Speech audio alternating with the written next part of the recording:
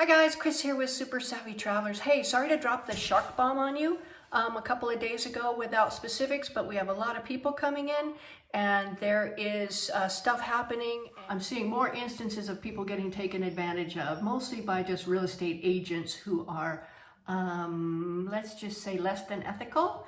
Now, I do want to make a caveat. The vast majority of them are super people, super honest, super transparent, super professional, and they bend over backwards to make you happy. These are the guys we love to work with. We're trying to get more of them on board so that we can all work together and really boom this area. Unfortunately, there are one or two, and that's all it takes is really one or two to just filthy the pond for the rest of us. And so I'm going to give you some strategies for looking to see if things make sense, if there's something that you need to dig deeper on, or if you should just walk away. So I have 5 things. These are red flags that might be walk away red flags. They just might be. If you start digging and you don't get an answer to these that makes sense, then it's definitely time to walk away. So the first one, get an itemized list of all fees that you're being charged and make sure they make sense to you.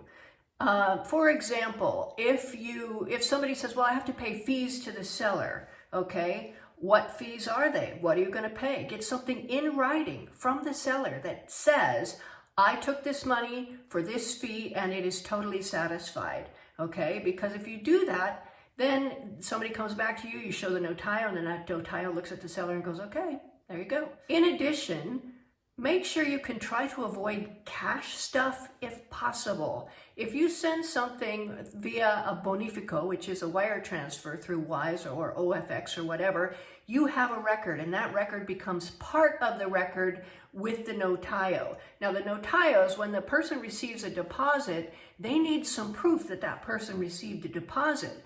We've been sending the OFX or the Wise transfer records or whatever bank transfer records, proof of the wire transfer and that it arrived, and that works. If you pay a deposit in cash, make sure you get something from the seller that says you have paid the deposit in cash and that deposit request is fully satisfied.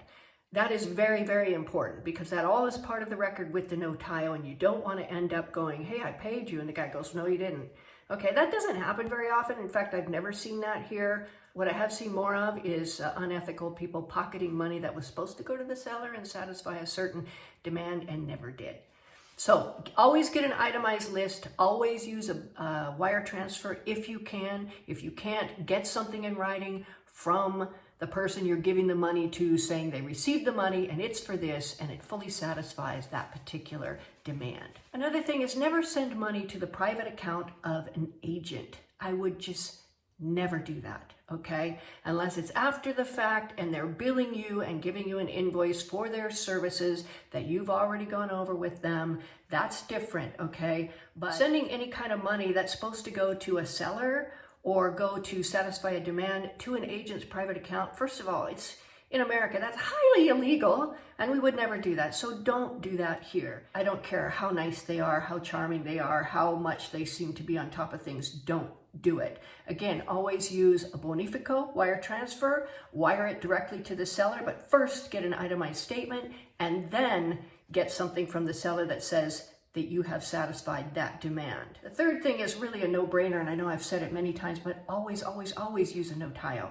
The notaio is there to make sure that your contract and your act absolutely goes to the letter of the law in terms of real estate law in Italy. If you don't use a notaio, your deed is not recorded, and you are basically just standing there talking to whoever and saying, well, this is my deed. Well, you don't have a deed. You don't have a deed if it's not recorded. So always use a notaio. Always make sure they understand it, they know what's going on, and they're there to help you, and they do help you a lot. So make sure your agent, if you have questions, make sure your agent calls the notaio's admin and finds out. That is one thing that I love about the people that we work with here, and Yvonne, is they're always willing to pick up the phone and call the notaio's admin. We have a question on the best way to do this act. We have a question on whether this deed is okay to go ahead with.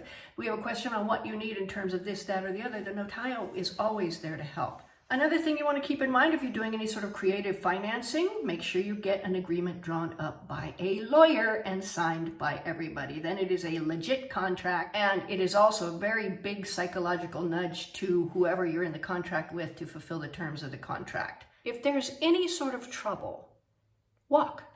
Just walk.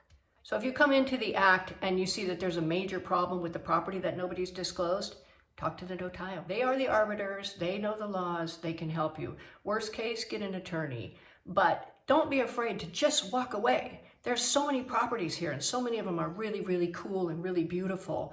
Any one of these things that I'm listing here would be enough for you to go, okay, hey, wait a minute. There's something fishy going on here. And no matter how much you love the property, no matter how much you went back and forth, no matter how much time and effort you've invested into this transaction, it might just be best to just walk away. So I hope that helps. When we do our transactions here with whoever we do them with, we have really good agents, and we always are able to resolve difficulties and things like that. But we also have guys who are really, really vested in transparency and honesty and resolving difficulties. So in addition, if you're going to deal with a real estate agent, you can run them by me. There's, like I said, many, many, many good ones. If I don't know and I've heard some kind of weird things, I can ask the police here and see what they've heard. So we have a lot of backups here on our side. If you want to go ahead on your own, please go ahead on your own. It's fine. Just make sure that you don't run into any of these red flags. And if you do, write me a note and I'll give you my advice on them. Now, none of this is legal advice. I am not an agent. I am not an attorney. I am a consultant. So bear that in mind. But we've seen a few things and we've done a few things, and we want to keep you from falling into the traps. So hope that makes sense. See you guys very soon.